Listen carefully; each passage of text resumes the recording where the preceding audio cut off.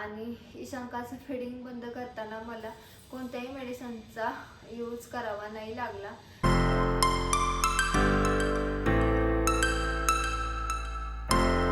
Hi hello नमस्कार, मी काजल माझ्या व्हिडिओमध्ये तुमचं मनापासून स्वागत करते। आजच्या व्हिडिओला आपण सुरुवात करूया।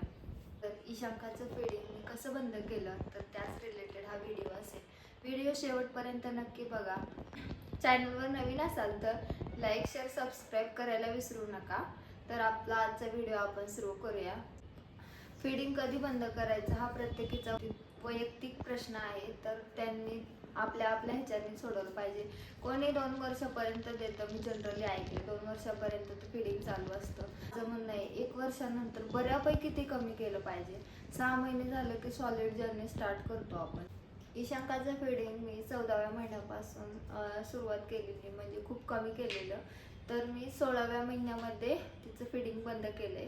1.5 वर्षाचा डोस असतो त्याच्या आधीच मी तिचं फीडिंग बंद केलं होतं। फीडिंग बंद करण्याचं कारण मला खरंच ते बंद करायचं होतं, कारण ती वरचं चांगलं खात होती। तर माझं असं म्हणणं होतं की ती अजून चांगली होईल। दुधामुळे ती जास्त चिडचिड करायची, रडायची। मग माझं असं होतं की आपण बंद करूयात। ऑपरेशन सुद्धा करायचं होतं आणि मी बरेच दिवस आधीच असंच ठरवलेलं होतं की आपण उन्हाळ्यामध्ये तिचं फीडिंग बंद करूयात, कारण ती जानेवारीची आहे। जानेवारी तिला 1 वर्ष कंप्लीट झालं आणि उन्हाळ्यामध्ये फीडिंग बंद करण्याचं कारण म्हणजे उन्हाळ्यामध्ये तिला फळं देऊ शकतो आपण बऱ्यापैकी, म्हणजे रात्रीचं उठलं तरी झोपताना। पण तसं थंडी आणि पावसाळ्यामध्ये केळी देता येत नाही। तसं तिला केळी खूप आवडतात, मग मी दिवसातून एकदा तरी देतेच। पण खूप जास्त रडायला लागली तर अजून एकदा एक्स्ट्रा देता येईल, पण तसं थंडीत देऊ शकत नाही, कारण सर्दी वगैरे होऊ शकते ना म्हणून। मग माझं असं डोक्यात होतंच की बाबा ईशांकाचं फीडिंग मी उन्हाळ्यामध्ये बंद करणार। आणि मे महिना चालू झाला। माझं प्रत्येकीला विचारणं होतं की माझ्या फ्रेंड्सला की न करता येईल, की कशाची हेल्प घेता येईल। तर मला बरेच जण प्रत्येकीचा अनुभव शेअर करायचे, ते बंद होतच असं सांगायचे। तर मला सुद्धा भीती वाटायची आणि हो, आम्हाला सुद्धा त्रास झाला फीडिंग बंद करताना, आणि तो सगळ्यांनाच होतो। मे महिना आला आणि माझं ऑपरेशनचं पण ठरलं, कानाचं ऑपरेशन करायचं। आणि मैत्रिणींनी मला बरेच सल्ले दिले होते। त्यात मैत्रिणीने एक सल्ला दिला होता की मेडिकलमध्ये औषध भेटतात, तिने तिच्या डॉक्टरकडनं म्हणजे विचारून आणलेलं आणि ते अप्लाय केलेलं। पण त्याच्याने उलटी झालेली म्हणे तिच्या बाळाला, आणि उलटी होतेच। तर माझं असं म्हणणं होतं की मग उलटी होते, मग आपण दुसरं काहीतरी ट्राय करूयात। पण तिने सांगितलेलं की ते एकाच दिवसात बंद होतं, नंतर मागत पण नाही आणि घेत पण नाही। आणि ते औषध मैत्रिणीने सांगितलेलं ते खूप मी शेवटचा पर्याय म्हणून ठेवलं होतं, जे की या कुठल्याच गोष्टीने तिने नाहीच राहिली किंवा नाहीच प्यायचं हे झालं तर मग ते शेवटला मी ते औषधाचं पर्याय करणार होते। तर माझं असं म्हणणं होतं की आपण एकदम नाही तर हळूहळू कमी करायला पाहिजे। पण बड्डे झाल्यानंतरच मी दुपारचं बऱ्यापैकी कमी केलं होतं। झोपतानाच ती एकदा दुपारची घ्यायची आणि लईतले रात्री झोपताना, आणि मग रात्रभर मात्र मला खूप त्रास द्यायची। जागी झाली की तिला ते फीडिंग लागायचंच, मग ते कंटिन्यू चालूच असायचं आणि तोंडात घेऊन झोपायची। ती एक सवय, त्याच्यामुळे त्याच्याने जास्त जरा अवघड वाटायचं। पण मी तसं दुपारचं कमीच केलं होतं। मग मे महिन्यामध्ये मी ऑपरेशनचं ठरलं की मग ठरवलं, खाली जायचोच आम्ही तसं पण चालायला वगैरे। तर मग खाली गेलेलो, मग मैत्रिणीने सांगितलं की असं असं करू शकतेस। मग मी घरी आले आणि त्या दिवशी ठरवलंच आज नाही द्यायचं, बघूयात काय होतंय। मग वरती आले मी आणि मग सांगितल्याप्रमाणे मी कोरफडीने मी ट्राय करायचं ठरवलं। मग कुंडीमधली कोरफड घेतली, कट वगैरे करून मस्त त्याचं जेल वगैरे काढून अप्लाय केला आणि तिला झोपायला घेतलं। मग नेहमीप्रमाणे तिला झोपताना लागतंच। मग दिल्यानंतर तोंडामध्ये कडू लागलं तिला, आणि मग ती थोडं बाहेर काढायची आणि तिला असं वाटलं की काहीतरी लागलंय, पण तिने नंतर एकदा बघितलं आणि परत पण तिला ते कडूच लागलं असेल, आणि मग नंतर नाही नाही करायला लागली। मग नाही नाही करायला लागले, नको नको, म्हणजे मग मला असं वाटलं की आता झोपेल, पण जराशी रडली, चिडचिड केली। मला सुद्धा वाईट वाटलं, कारण आपणच सुरुवात करतोय आणि आपणच काढून घेतोय, पण हे करायलाच पाहिजे आणि नाही का करायलाच लागतं, आणि ह्याला काही ऑप्शन नाही आहे। कधी ना कधी हे बंद तर करायचंच आहे। चिडचिड केली, पण उन्हाळा होता, फॅन थोडासा फास्ट केला की हवेने बऱ्यापैकी नादी लावून झोपवलं मी तिला। रात्रीची काही उठली नाही, कारण त्या दिवशी दमलेली असावी, आणि आमच्या हे लक्षात आलं होतं की ती खूप जास्त दमली की छान झोपते, मग आम्ही दिवसातनं 2 ते 3दा मी खाली म्हणजे गार्डनमध्ये वॉकिंगसाठी नेतो, कारण आम्ही सुद्धा करतो, मग तिचं पण होऊन जातं आमच्यासोबत. आणि बॉल टाकायचा, तो घेऊन यायला लावायचा, घरात देखील तेच. मग त्याच्याने ती खूप दमायची आणि झोपायची, पण दुसऱ्या दिवशी पुन्हा तेच. म्हटलं दिवसा तर दिलंच नाही, कारण तिचे आजी आजोबा पण आले होते, त्याचा पण खूप जास्त फायदा झाला. माणसं घरात असण्याचा खरंच फायदा होतो. मग तिचे आजी आजोबा आले होते, मग त्याच्यात ती दिवसभर रमून जायची. तिचा दादा पण होता, तर मग त्यांच्यासोबत खेळायची. माझी पण दिवसभर कामं असायची. झोप आली की सोफ्यावर त्यांच्यासोबत झोपून जायची गप्पा मारता मारता. मग दिवसाचं तर पूर्ण बंदच झालेलं, एकदाही द्यावं लागत नव्हतं. आणि रात्रीचंही मी ठरवल्याप्रमाणे काल जसं केलं तसंच आज दिवसभर खाली दमवून आणली होती. रात्री आली पण तिला द्यायचं नाही. नेहमीप्रमाणे कोरफड लावली, पण तिने तोंडात घेतलं नाही, म्हटली. खूप जास्त रडायला लागली त्या दिवशी.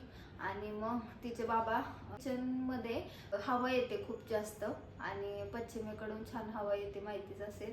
तर खूप जास्त हवा येते, मग त्याच हवेला ते खिडकी पूर्ण ओपन करायचे, मानेवर असं खांद्यावर टाकायचे, आणि वाऱ्यामध्ये ती झोपून जायची. आणि हॉलमध्ये झोपायचं, त्यामुळे खूप जास्त हवा असायची. हवेसाठी बऱ्यापैकी त्या मदतीने आम्ही तिला झोपवायचो.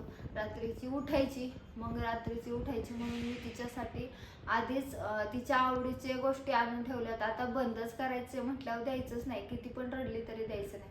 मग तिच्यासाठी राजगिऱ्याचा लाडू तिला आवडायचा. आता किटकॅट सुद्धा दिली मी आणून ठेवायची एका दुसरी. खूपच जास्त रडायला लागली आणि ऐकायतच नसेल तर चॉकलेटने मुलं राहतात, म्हणून तिच्यासाठी ती किटकॅट सुद्धा आणली होती. मग थोडंसं कट करून थोडासा तुकडा द्यायचा, त्याच्यात ती रमायची. आणि तिच्या आजी आजोबांनी आंबे आणले होते, त्याची तर इतकी मदत झाली ना. आणि मग त्या रात्रीच खरंच खूप जास्त रडली, कारण झोपताना नाही, दिवसभर नाही, पूर्ण म्हणजे बराच आदल्या रात्री पण नव्हतं. मग तिच्या लक्षात आलं की हे देत नाहीत आपल्याला किंवा भेटत नाही आपल्याला, असं तिला वाटतच असेल ना.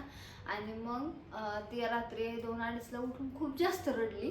तर मग तिला आम्ही राजगिऱ्याचा लाडू दिला, तो घेतला नाही. चॉकलेट घेतलं नाही. मग खडीसाखरची पण सवय होती, खडीसाखर पण घेतली नाही. मग ती पण दुपारचं खायची, पण रात्रीचं द्यायचा की नको, म्हणजे कोणतीच गोष्ट खात नव्हती. म्हटलं आंबा पण खाणार नाही, पण तिला तो आंबा दाखवला आणि ती शांत झाली. आणि मस्त 1 तास आंब्यामध्ये रुळून गेली, आणि नेहमीप्रमाणे 1 तासाने झोपी पण गेली. म्हणजे कधी खांद्यावरती टाकून झोपवायचो, कधी थापटून झोपवायचो, आणि हवेला खिडकीमध्ये नेऊन त्याची मदत झाली खूप जास्त. उन्हाळ्यामुळे खूप फरक पडला, म्हणजे खूप हेल्पफुल झाला आम्हाला. म्हणजे चांगल्यापैकी आम्हाला सुद्धा तेवढा काही त्रास झाला नाही असं वाटतं. आणि मग झोपायची. आणि बऱ्याचदा एखादी खडीसाखर, 1-2 खडीसाखर दिले तर त्यात पण रमून झोपी जायची. पाणी द्यायचे, एखादं बिस्किट मारीचं द्यायचे. असं करून आठवडा गेला असेल, आणि माझं ऑपरेशन आलं. आणि ऑपरेशनला मला तिला घरी सोडून जायचं होतं, आणि तिच्या आजी आजोबांकडे 1 रात्र राहणार होती, कारण मी 1च दिवस ॲडमिट होणार होते. तर मग गेलो, आणि रात्रभर काही आलो नाही. दुसऱ्या दिवशी दुपारनंतर डिस्चार्ज होणार होता. तर मी काही फोनवर बोललेच नव्हते, तिचे बाबा बोलले होते. मला वाटलं की ती आवाजाने खूप जास्त हे होईल आणि मला पण त्रास होईल, मग मी काही बोलले नव्हते. पण ती खूप छान राहिली, रडली. पण ठीक आहे, टी व्ही दाखवला, मग ऑप्शनच नव्हता. आम्ही पण नाही, त्यामध्ये दूध पण बंद आहे, दिसलं पण नाही दिवसभर, आम्ही रात्रभर पण नाही. मग टी व्ही पण दाखवला, तिच्या आवडीचा खाऊ पण दिला आम्ही तिला, म्हणे चॉकलेट, म्हणे जे पाहिजे ते दिलं. आणि तसं तिला दुधाची वरच्या सवय नव्हती. खरं ते माझं राहून गेलं की 1 वर्ष झालं होतं की थोडंसं वरच्या दुधाची सवय करायला पाहिजे होती. ते पण ती पिंड असल्यामुळे तिला रात्रीचं खडीसाखर, राजगिरा लाडू, बिस्किट, पाणी, आंबा द्यायचे, केळी द्यायची, ह्याच गोष्टी द्याव्या लागायच्या.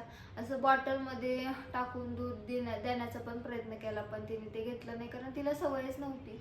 मग नंतर मी पण आल्यानंतर हळूहळू म्हटलं, आपण चहाला बसलोय, चहा घेतोय, तर मग त्यासोबत तिला त्या कपमध्ये सुद्धा दूध घ्यायचं आणि पाजवायचं. मग ती आम्ही चहा पित असताना मग तिने पण हळूहळू सुरुवात केली, आणि आता 1 कप दूध पिते आमच्या चहासोबत. सकाळी एकदा, संध्याकाळी एकदा. रात्रीचं काही जास्त पित नाही, पण 4 वाजताच्या चहासोबत आणि सकाळी पिते. आणि हॉस्पिटलमधून आले तर छान राहिली, असं काही रडली वगैरे नाही. आम्ही आलोय, आम्ही नव्हतो म्हणून, मस्त. मग 2 दिवस गेले, मग तिच्या लक्षात आलं की अचानक तिच्या लक्षात आलं आठवडा 10 दिवसांनी की असं म्हणजे फिडिंगचं. तर मग पहाटे पहाटे काहीतरी 4 वाजले असतील, उठली आणि रडायला लागली. मग मी घेतलं जवळ, तर तिच्या लक्षात आलेलं होतं हे मला कळालं. मग 1 तास तिच्यासोबत घालवला, असंच काहीतरी खायला देऊन गॅलरीमध्ये नेऊन. मग ती काही रडायचीच थांबेना. तेवढंच खायची आणि पुन्हा रडायची, खायची आणि पुन्हा रडायची. आता पण उठली आहे, तिच्याकडे जाऊन येते मी. रडायची. मग 5 वाजले. मग जरासं उजेड आला होता, म्हणजे तसा अंधारच होता. 5 वाजले होते. ऐकायला तयार नाही, पाऊस पण होता, ऑपरेशनची पूर्ण पट्टी होती. खाली तरी घेऊन जायचं कसं? तिचे बाबा पण झोपलेले, कारण ऑफिस असतं दिवसभर. माझ्या पण ऑपरेशनमुळे मी काही जास्त घेत नव्हते तिला, तेच घ्यायचे. आणि मग 5 वाजले, 5 ते 5:15 झाले. पण म्हटलं आता काही कंट्रोल व्हायना घरामध्ये, कशालाच काय ऐकेना. आणि मग 5:30 वाजता मी तिला खाली घेऊन गेले. 1 तास मस्त राऊंड मारला तिच्यासोबत, तिला घेऊन. आणि मस्त हवेने झोपी गेली. मग वरी आणून झोपवलं. अशा पद्धतीने मी तरी फिडिंग बंद केले. आता कशाचा वापर करू शकता? निप्पलचं कवर भेटतं ऑनलाईन, ते लावू शकता. कोरफड लावू शकता, परत कारल्याचा ज्यूस लावू शकता, कडुलिंबाचा पाला म्हणजे त्याचा रस काढून लावू शकतो. अशा पद्धतीने फिडिंग बंद करण्याचा प्रयत्न करू शकता. माझं कोरफडीवरच झालं. आता फिडिंग बंद केलं आणि ती पूर्ण बंद झाली. पण तरी पण जे दूध म्हणजे चालूच असतं ना आपलं, म्हणजे बऱ्यापैकी दूध, तर ते मला काढून टाकावं लागायचं. मग ते मी बॉटलमध्ये भरून तिला द्यायची, पण ते काही ती पीत नसायची, कारण तिला बॉटलची सवय नव्हती. त्यामुळे ते मी आंघोळीसोबत काढून द्यायचे, त्यामुळे जरा बरं वाटायचं. आणि एखाद्या दिवशी त्रास व्हायला लागला तर गरम पाण्याची पिशवी घ्यायची आणि त्याच्याने शेकवायची छाती, तर त्याच्याने पण मला बरं वाटलं. आणि 15 दिवसात ते बंद पण झालं, त्यामुळे त्याचा पण तेवढा काही त्रास झाला नाही. आणि फायनली फिडिंग बंद झालं इशूचं. आणि मी जायच्या आधीच बघू, इशू माझी उठून आली. काय गो पिलू, झोप झाली? तर 16 महिन्यांची असतानाच तिचं मी फिडिंग बंद केलंय. म्हणजे 1.5 वर्ष पण नाही मी तिला फीड केलं. आणि माझी इशू खूप गुणी आहे, खूप ऐकते माझं, आहे की नाही इशू? आणि छान राहते, है ना पिलू? जे आवडतं ते देते मम्मा करून, वेगळं है ना? आवडतं ना पिलू? मम्मावर रागवली नव्हती ना? नाही ना? नाही की छान छान बोलायची, हसायची, नाही रडली हॉस्पिटलमधून आल्यावर, है की नाही? आत्ता पण बेडवर झोपवलेली, ते बेडवरनं उतरून डायरेक्ट माझ्याकडे आले. मी हॉलमध्ये व्हिडिओ करत बसलेली, डायरेक्ट येऊन जवळ बसली. रडत नाही, काय नाही, एवढं गुणी आहे माझं बाळ, है की नाही? आणि ईशांकामुळे सुद्धा खूप म्हणजे माझे चॅनल ग्रो झाले, सबस्क्रायबर वाढलेत, व्ह्यूज येत आहेत.